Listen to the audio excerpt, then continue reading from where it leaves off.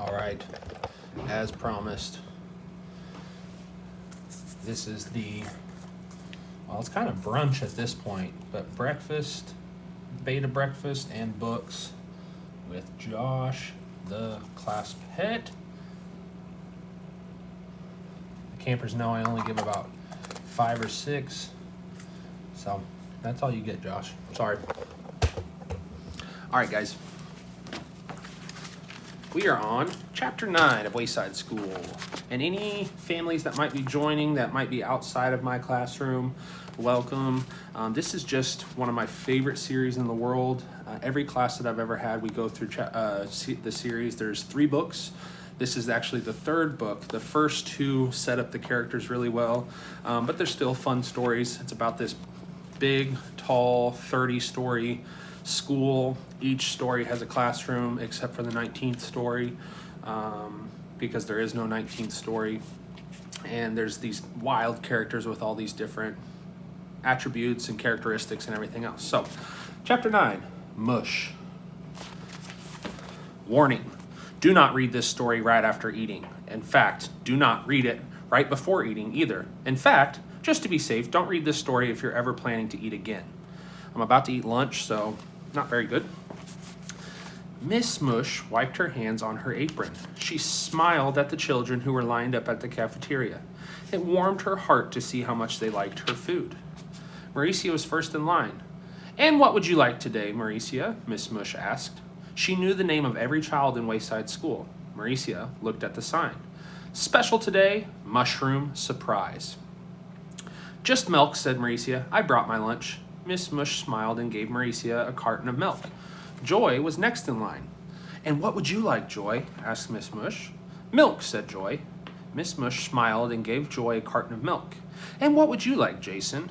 "Milk, please," said Jason. "Just milk," said Damien. "Milk," said DJ. "Milk," said Leslie. Nobody wants the surprise.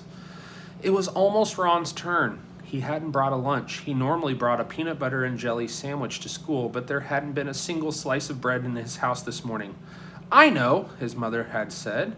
"I'll give you some money and you can go buy a nice hot lunch from Miss Mush." She thought it was a brilliant idea. "Can't I just have a peanut butter and jelly sandwich without the bread?" Ron asked. Now he looked up again at the sign. Special today, mushroom surprise. He wished he weren't so hungry. This was the 18th day in the row that the special was mushroom surprise.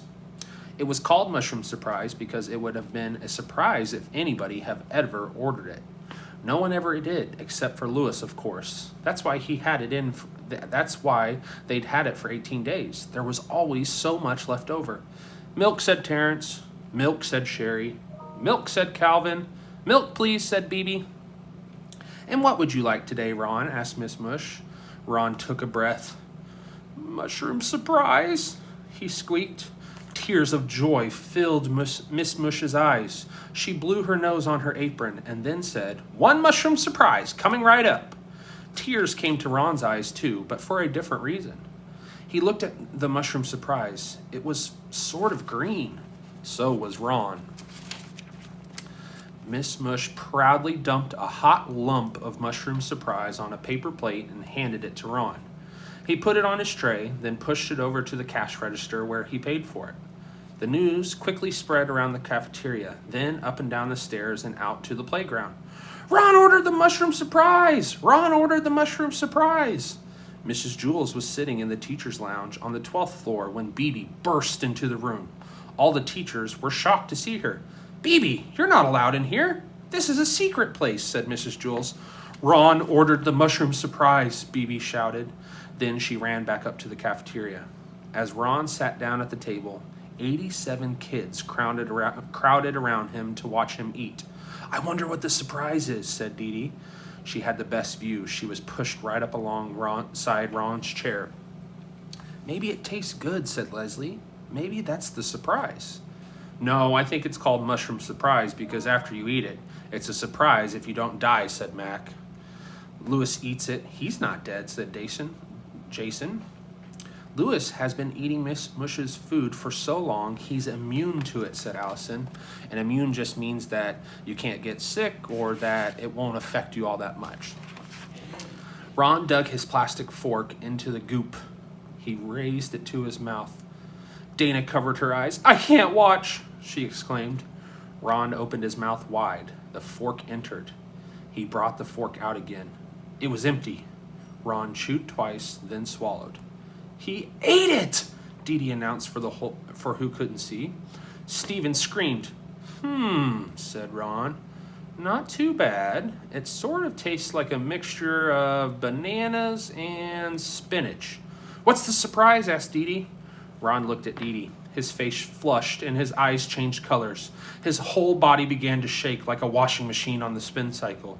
Dee Dee was afraid he was going to throw up. She tried to get away, but everyone crowded around. There was no room for her to move.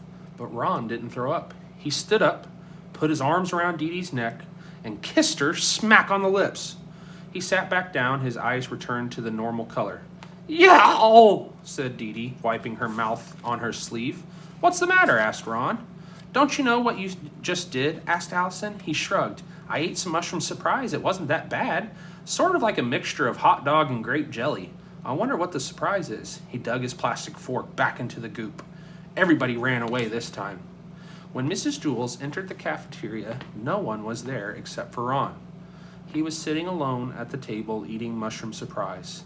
Mrs. Jules sat down next to him. Hi, Ron, she said. How does it taste and what's the surprise? Ron swallowed another mouthful. He looked at his teacher. His face flushed and his eyes changed color. And that's it. You guys know that is one of my favorites. I love cliffhangers, but that's how they ended the chapter. I hope you guys enjoyed. Have a good lunch if you haven't ate yet. And for my campers, I will see you at 1:30. All right, bye guys.